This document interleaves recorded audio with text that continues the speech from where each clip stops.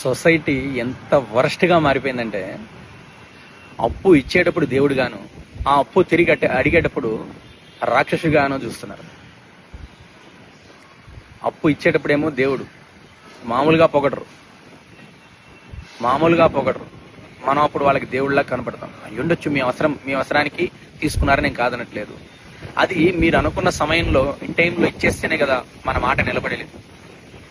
ఆ వ్యక్తికి కూడా, మీకు ఇచ్చిన వ్యక్తికి కూడా అవసరాలు ఉంటాయి కదా. ఎక్కడి నుంచో తెచ్చి రొటేషన్ చేసి ఇచ్చుంటారు కదా. మీకు ఏ వ్యక్తి అయితే అప్పు ఇచ్చాడో ఆ వ్యక్తి కూడా అవసరాలు ఉంటాయి కదా. అప్పు ఇచ్చేటప్పుడు మాత్రం దేవుడుగాను, ఆ అప్పును తిరిగి అడిగేటప్పుడు రాక్షసుడుగాను చూస్తే ఎంతవరకు ధర్మం అది? మనం ఒకరి దగ్గర నుంచి తీసుకున్నప్పుడు వారికి ఇన్ టైంలో ఇవ్వాలి కదా. ఒక మాట అనుకున్నప్పుడు ఆ మాట మీద నిలబడాలి కదా. ఆ మాట మీద నిలబడేది లేదు. అప్పడిగితే మాత్రం శత్రువుగా చూసి నానా మాటలు, నానా బురద చల్లడం, ఇష్టం వచ్చినట్టు మాట్లాడడం, ఇష్టం వచ్చినట్టు ప్రవర్తించడం. ఇంకా ఎక్కువ తక్కువ అయితే మా దగ్గర లేవు, ఏం చేసుకుంటా చేసుకో. ఇదే నడుస్తుంది ఇప్పుడు సొసైటీలో. ఇంకా ఏమన్నా అంటే మా దగ్గర లేవు, ఏమైనా చేసుకో, ₹1 లేదు మా దగ్గర.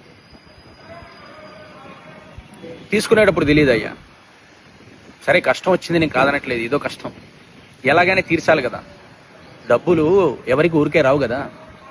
అదేదో టీవీ యాడ్లో చెప్పినట్టు ₹1 సంపాదించాలంటే ఎంత కష్టం. ఆ వ్యక్తి కూడా అదే కష్టం ఉంటుందిగా. మాట, మనం అప్పు తీసుకునేటప్పుడు ఏ మాట మీద అయితే ఉంటామో తిరిగి ఇచ్చేటప్పుడు కూడా అదే మాట ఉంటుంది. ఇన్ టైంలో ఇచ్చేసింది.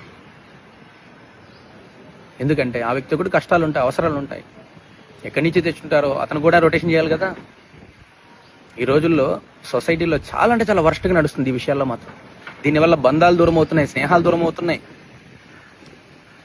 అన్నదమ్ములని లేదు, కుటుంబ వ్యవస్థ అని లేదు, ఫ్రెండ్షిప్ అని లేదు, రిలేషన్షిప్ అని లేదు, అన్నీ దూరం అవుతున్నాయి దీనివల్ల. ఆలోచించండి.